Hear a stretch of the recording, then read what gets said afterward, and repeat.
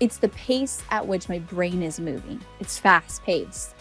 And then when I come be with my kids, like I need to slow that pace down, but I don't want to slow that pace down. So I have resistance to it. And so I find myself struggling to be present. That's how addicted just your phone can be. If you would have sat me down, 8 years ago and said, Emily, in 8 years, you're going to be back in this coffee shop.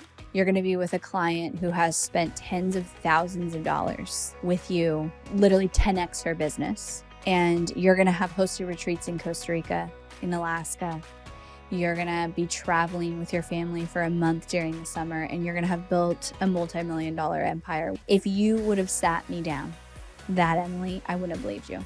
People who go create the extraordinary, who go create the impossible, you're not looking at things through a normal lens. You're delusional to reality. You believe success can only be had through force. And what would it look like if you could create success through ease? Embodied CEOs don't chase trends. They pave the way. They lead from within, moved by purpose, unshaken by noise. When you are the source, you do not need permission. Hello, everybody. Welcome back to the podcast. Welcome to the Friday afternoon after my workout. I literally still have chalk on my hands from the gym. It's going to be part of the brand. We're just going with it. My kids do CrossFit now too. And my gym is like 5 minutes or less from my studio. And so it's worked out the last few weeks that while they're at CrossFit class, I can run over here and record and get an episode in and get back to pick them up in time. Feels very efficient. I figured today, I think I'm going to do just a conversation with me podcast. I have a couple of points I want to make, some things I want to share, and we'll kind of just see where that goes because sometimes that's fun. So let's do an update. Let's see. First of all, last week I did something really exciting, which is I wrote this document called Embodied Marketing 2.0, and it's so good. And I wrote this letter to my leadership team about the last 8 years, the lessons I've learned, and basically this huge kind of revelation that I've had. I'm not really ready to share all the details quite yet. I promise that I will. I'm not being like teasing you with that. It's just we need to roll this out before I can really share it all. But I wrote this letter and then painted the vision for us to go from where we are to 10 million, the changes we're going to make. And there are some pretty big shifts, not in terms of things that are going to go away, but something new that we're going to bring in for this big shift. And it was really cool. It was like a moment where all these pieces to the puzzle of clarity that I've probably been waiting for years came together. And when you have those moments and you're like, oh, duh, like, of course, this is what I should do. It's so obvious. It's right in front of my face. But it's like all these things had to happen, including, mistakes and hurdles and challenges and resistance that you had to go against. And then it falls into place. That's what happened. And so my leadership team received it really well. And we are like full train ahead. I kind of talked in the podcast last week about how speed is so important and taking action with speed is so important, but you can't take action without clarity. And so if you don't have clarity, you need to take the actions in order to get the clarity. And so that's what I did for a while. And then clarity dropped in and we are like full speed ahead executing at this point. So it's super exciting. I'll say, one of the biggest things that I'm planning for and why I feel that we need to make these pivots, because I can share that, is first of all, I think there's going to be big shifts and changes in the digital industry in terms of digital products, digital offers, and just digital brands in general. I think there's going to just be some big changes with AI that are coming. And I'm always trying to, kind of prepare us for that and get ahead of that. No one can predict the future. And then second of all, I had this big epiphany around simplifying my operations. And like it works what we have right now, but there is too much kind of starting over with each instance. So we can't scale to the level and the speed that I want to scale at. And I think we've been coming up against that a lot. So I don't know if that helps. I am going to be doing a training in the coming weeks on the business model that I think every business should have in 2025, focusing on building a brand and the media, and then how to position your offer so it's still powerful with AI. And that's basically what we're doing and where the priorities and where our resources are going as a team. So that's one big update. I also want to share, I have shared on the podcast before how I really struggle with this balance of social media, consuming, being online, and being able to unplug from it. And like my love-hate relationship for social media. And I find that I'm either like deleted off my phone and I'm fully good and I can be much more present, or I don't have a balance. And I especially find that at the end of the day of a work day where my brain has gone into work mode, I have a really hard time transitioning. And I've always been like that. I've always struggled with it lately. And in the last year, having my workout be that time has worked really well, because it's like I have my whole work chunk. I go to the gym, I decompress, I work out, and then I'm able to go home. And so I have that like thing in the middle. So that works really well. But I still was finding myself having that urge to just get on social media or like check notifications and messages. It's like, it's the pace at which my brain is moving. So if I get sciencey with it, it's that my brain's in like mega alpha state. It's fast paced. And then when I come be with my kids, like I need to slow that pace down, but I don't want to slow that pace down. So I have resistance to it. And so I find myself struggling to be present because it's too slow for me. It's too boring for my brain. It's not stimulating enough. So the last 2 weeks, this is what I did, and it's working. It's working really well. And it's so crazy because you sound like an addict when you say this. Like, that's how addicted just your phone can be. But I have this little tool called a brick. It's literally like a square brick. And you can set it, you tap your phone on it, and you can have all these different settings where, like, when you tap your phone, it locks out certain apps. And so I have this setting that's called no noise, and it basically locks everything on my phone but like the necessities. So text a message, if I want to Google, look at my kids' sports schedules, simple stuff that I like might need, and it locks everything else out. So what I've been doing is I'll brick my phone when I go to bed at night. I sleep with my phone outside of my bedroom, and I leave it bricked until I start work, because that took away any chance that I was going to look at it in the morning when I went to go do my meditation or I'm getting my kids ready for school. It took away any chance that would happen, because what would happen is I'd be like, don't look at your phone in the morning before you meditate, or don't look at the phone right after your meditation. Like, how frustrating I would get. I'd come out of a meditation and the first thing my brain wants to do is like, oh, let me check this message and let me go over to Instagram. Like, no, we just had an hour-long meditation. Like, chill, stay in that mode. So now it's locked. I can't do it. I come out of my meditation and my phone's all locked and it stays locked. I drive my kids to school. It stays locked when I'm driving them to their farm school a few days a week. And then when I work, I can unbrick it. By then, I'm working, I'm busy, I'm stimulated. I don't care about it as much. Then I leave it unbricked all day because I might need it for work and social media. And then I brick it again when I get home from the gym until I put my youngest to sleep. And here's where I feel like I did a good job this time of not trying to fight it too hard. So every night I lay with my 5-year-old. He's still like my baby and he wants to be laid with until he falls asleep. And you know what? I'm just going to let him do it until he tells me that he doesn't want to anymore. But after we do, lately it's been he wants to watch a magic video. My kids are super into magic, but a story, read a book, whatever. And I talk to him for a minute. We do tell me about your day. And he like recaps his day. After we do that, I'm just laying there. Okay, so I used to have this really unrealistic expectation of just lay there, like lay there in the dark and do nothing, or, be on your phone and do something productive, read a good book or listen to an Audible. The problem is I'm done for the day. Like my brain is fried. So the only thing I want to do is numb out. Like that's the truth. And so I don't really watch TV. For me, sometimes scrolling, it does give me that like entertainment. Whether it's healthy or not, probably not. Okay. I'd argue that TV is better than scrolling Instagram, but you know what?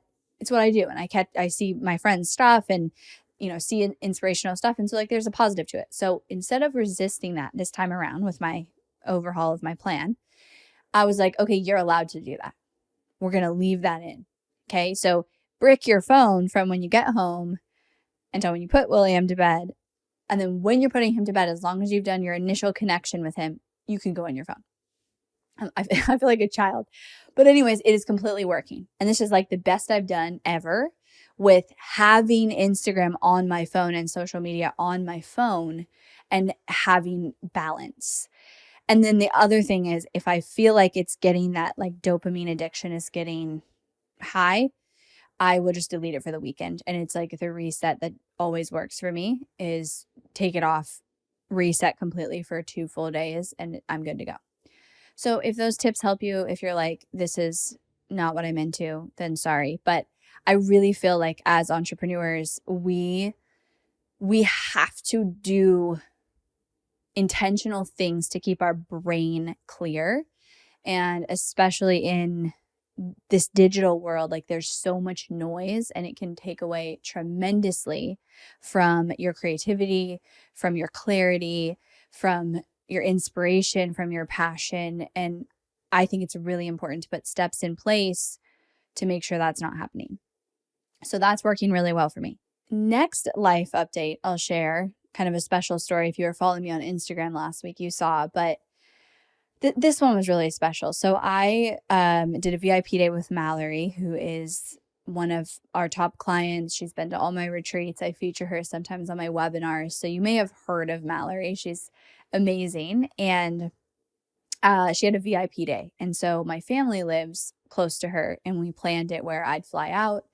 We would do our VIP day and I could stay with my family, and it was perfect. So I got to go stay with my brother, do my VIP day with Mallory. And what was really special was one of the days we met at a coffee shop, and that coffee shop was where I literally grew my business.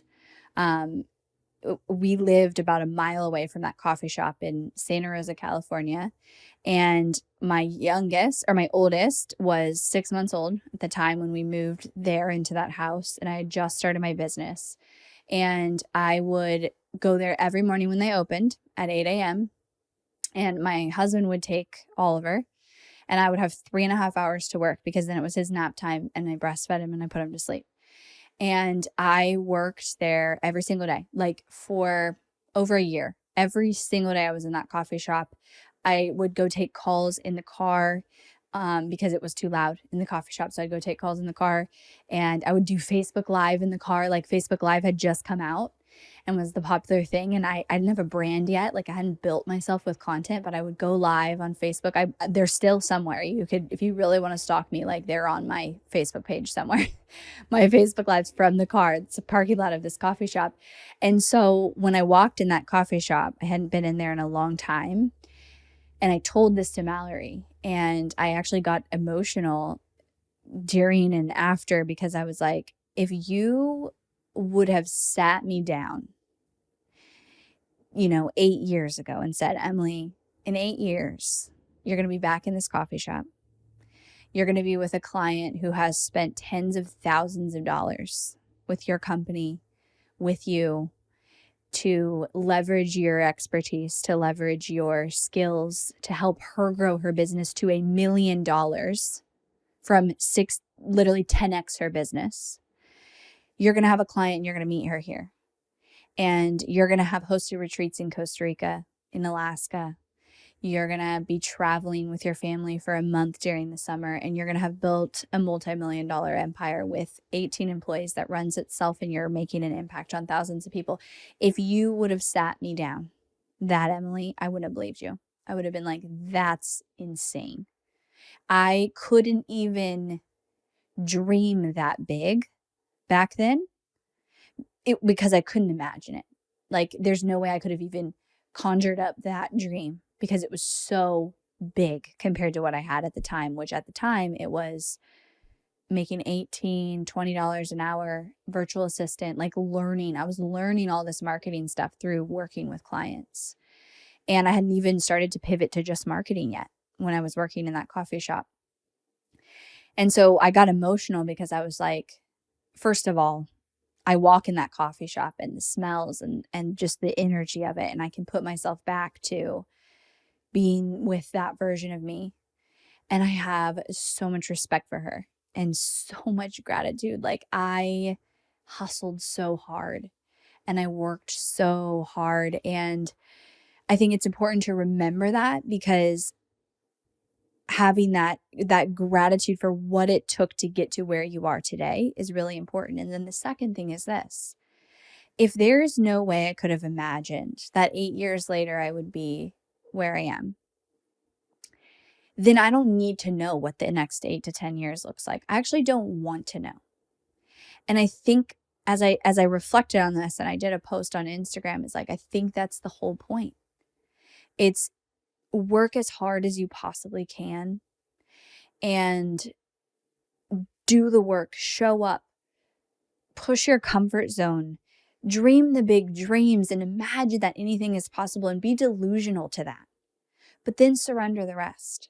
Like, don't be tied to it has to go this way, because back then, if I was tied to like, this is how I have to build my business, I probably wouldn't have built this business.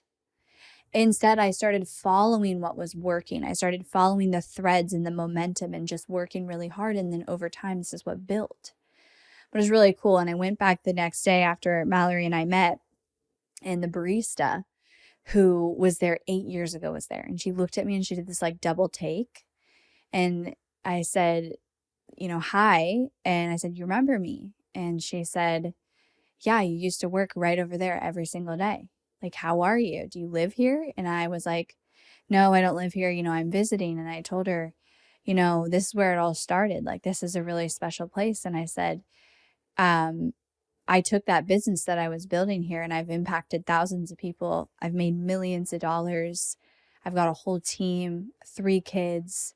I showed her pictures of my kids and she looked at me and she's like, you don't look stressed. You look so good. You look happy. And I said, Rosa, I built a dream. And she's like, well, don't forget about me. It was just like such a special moment. And I share that because I shared it on Instagram and I got so many messages from people, emotional back, saying, thank you for sharing this, because I am currently where you were 8 years ago. I'm in the beginning stages. I'm still building the dream. And you know what? I'm still building the dream too, because your dream grows. But I am in the place where I'm having to believe in something that I haven't created yet. And sometimes that's really challenging. And so I share this because if that is you, I am telling you, this is the formula. Show up every single day. Do the work. Do the best work that you can think you can do. The most focused, the most strategic. Follow what works. Be open to possibilities. And also be delusional. I shared a post last week too that I loved that was like, every successful people I know, they're delusional. Because people who go create the extraordinary, who go create the impossible, you're not looking at things through a normal lens. You're delusional to reality. You're not in a bad way. You're delusional to what is possible. And so be delusional to that. Dream the big dreams and then also do the work and then surrender it. Because if you do that, like, anything can happen. You don't even need to know what it's going to be, but success, whatever your definition of success, it will happen. So that was really cool because I had this moment for myself of gratitude, because to be honest, I never stopped to appreciate that. Back then I was massively in survival mode. I mean, you look at me now and I'm so healthy and I work out all the time. Like, I wasn't. Health was a value for me back then. And we ate pretty healthy because that was a value of my husband and mine. But I never worked out. I didn't eat enough food. I was working so hard I'd forget to eat. I'd just down a bag of chips. Like, I was staying up till midnight, working, getting up early. I'd work because I'd work that 3.5 hours at the coffee shop, and then I'd put Oliver down. I'd work a little more, and then I'd be with him until his bedtime. I'd switch, and Peter would work, and then I'd work when I put him to bed until like midnight, and I'd work late. And so I wasn't sleeping good. Like, I wasn't healthy. And I think, having that phase. And so I didn't appreciate what was happening back then. It was survival to make enough money to pay the bills, to just build. And then over time, obviously I built and I could get help. And, slowly my lifestyle improved to what it is today, which is the healthiest and fittest I've ever been. But I haven't spent a lot of time going back and appreciating that version of me. And I just really, I had a moment in my car after too of like, if you would have sat me down, 8 years ago and told me this, I wouldn't have even believed it. Like, holy shit, the difference of my life and who I am in 8 years. Incredible. And it was cool because Mallory, we redid her webinar together. We went through every single slide and overhauled her webinar. And this was a webinar that has made $1 million, but she hasn't redone it in 3 years. And so it was just so special. She had cute things from the first time she did her webinar, little notes to herself. And I got to witness that while she's in this coffee shop with me where I built my business. So special. So those are some updates. The last thing I want to share as a, piece of advice that is relevant, and I shared this on my mastermind call, and I think as I was thinking about what I wanted to record today, this came forward, and I always follow that. So there was someone on my mastermind call who I resonate with a lot in the sense that she is used to getting results and getting success through force. It has to be hard. It has to be I grinded it out and I forced myself, and it was painful for me to have success. And I was coaching her on the call, and we were kind of going deep. And I said to her, what's coming through for me is that you believe success can only be had through force. And what would it look like if you could create success through ease and flow? And her immediate response was, well, I don't think that is the case because I used to meditate and I used to do all these things that were more relaxing. And that actually was a distraction for me when I did that, when I prioritized that so heavily. And I said, wait a second though. Forcing yourself to meditate, forcing yourself to do, quote, relaxing things is not ease. And so I thought this was a really interesting differentiation to share because I have learned this lesson. I thought everything had to be hard. Everything had to be accomplished through grind it out, equivalent to my workouts of every workout being you're on the floor dying after. That's not how it is. That's not even a good training strategy. With business, it's it doesn't have to be like that where everything is so hard. Now, that doesn't mean that sometimes it's not challenging or uncomfortable, or that you have to put in hard work. There's a difference between force and ease, and they're not the same thing as hard and easy. Okay, when you're forcing something, it's you're trying to shove something huge in a tiny hole and it's never going to fit, but you just keep going and you just keep forcing it and, beating yourself up over it and going nowhere with it. Versus when you find ease, there's a flow to it and it happens naturally. And I'm not saying every moment of every day is going to be like that. I think that's something I've learned of that confusion of okay, well, what about when a team member quit or this happens? Yeah, there's challenges that you get to overcome. That's the human experience. We get to overcome constant challenges, but that doesn't mean the solution to those challenges can't be found in flow and with a lack of resistance. And so when I coach someone, I often ask them what is the solution that feels the least resistant in your body and feels like I can do that? I might be uncomfortable. It might be new.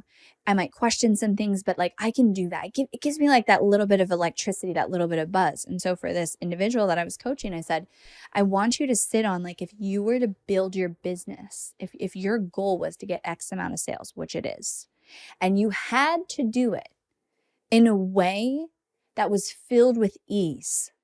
You set yourself up every day where you were not struggling and trying to trudge up a hill and go through all these challenges because that's what your system believes is the only way to create success. What would that look like?